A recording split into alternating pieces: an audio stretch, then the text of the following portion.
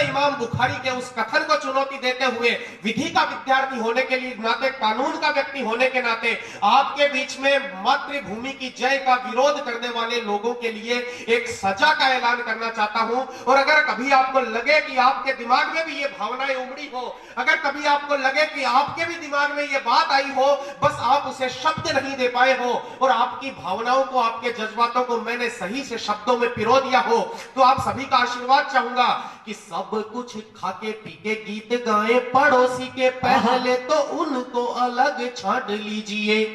क्या बात, क्या बात। सब कुछ खाके पी के गीत गाए पड़ोसी के, पहले तो उनको अलग छांट लीजिए। चाहे हिंदू हो या हो मुसलमान, कुछ भी हो समझाने हेतु एक बार डांट दीजिए। और भारत की जय बोलने का दे आदेश उन्हें, गुजरे अतीत को थोड़ा विराट कीजिए। और सजा का ऐलान करना चाहता हूं कि भारत की जय बोलने का दे आदेश उन्हें, गुजरे अतीत को थोड़ा विराट कीजिए। वंदे मातरम बोलने में आए जोर जिन्हें, उनकी जुबान को छुरी से काट दीजिए। वंदे मातरम बोलने में आए जोर जिन्हें, उनकी जुबान को छुरी से काट दीजिए।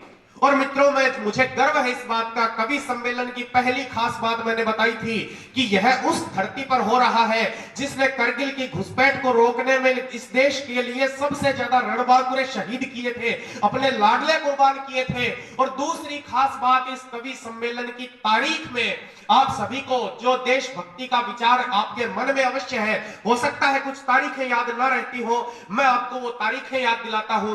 13 अप्रैल 1919 को जलियांवाला बाग में जनरल माइकल ओ डायर ने अपने निर्ममतापूर्ण आदेश से जलियांवाला बाग को लहूलुहान करते हुए हजारों निर्दोषों को गोलियों से भून दिया।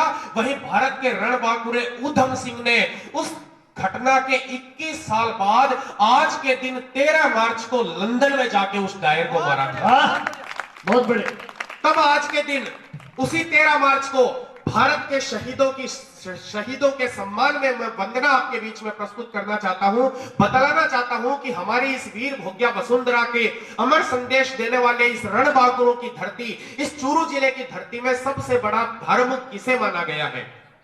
मित्रों, धर्म पर टिप्पणी करने से आजकल हर कोई डरता है, पर मुझे कोई फर्क नहीं पड़ता, क्योंकि मैं जानता हूं कि हमारा देश वो देश है जहां पर बहुसंख्यक हिंदू धर्म कहता है, मानवे सहोदरा सर्वे न मानव पतितो भवेत्, मम दीक्षा मानव रक्षा मम मंत्र समानता।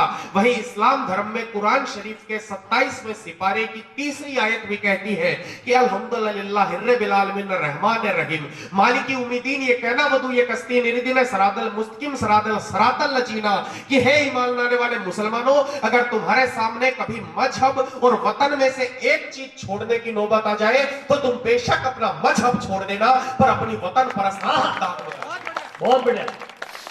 तब बताना चाहता हूं कि सबसे बड़ा धर्म किसे माना गया है। अगर आपने कभी किसी शहीद की शव यात्रा को देखा हो, उस पर बरसते हुए फूलों की वर्षा को देखा हो, तो बताना चाहता हूं सबसे बड़ा धर्म किसे माना गया है।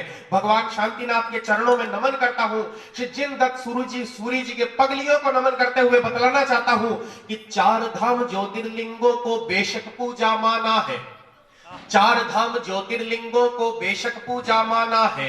रग रग में सरयू का पानी नंदगांव बरसाना है। सोने का मंदिर हो या फिर दिल्ली जैसी राजधानी, अमरनाथ की यात्रा हो या गंगा का पावन पानी, रमजानों के रोजे हो या 9 दिन के हो नवरात्रा, रमजानों के रोजे हो या 9 दिन के हो नवरात्रा, रमजानों के रोजे हो या 9 दिन के हो नवरात्रा। इन सब से तो बहुत बड़ी है सैनिक की अंतिम यात्रा, इन सब से तो बहुत बड़ी है सैनिक की अंतिम यात्रा, इन सब से तो बहुत बड़ी है सैनिक की अंतिम यात्रा। क्योंकि जब वो सीमाओं पे पर्वत से अड़ जाते हैं, तब जाकर के हम पूजा और गुरुवाणी पढ़ पाते हैं। धन्य कोख है उस मां की जिसका बेटा सरहद पर है।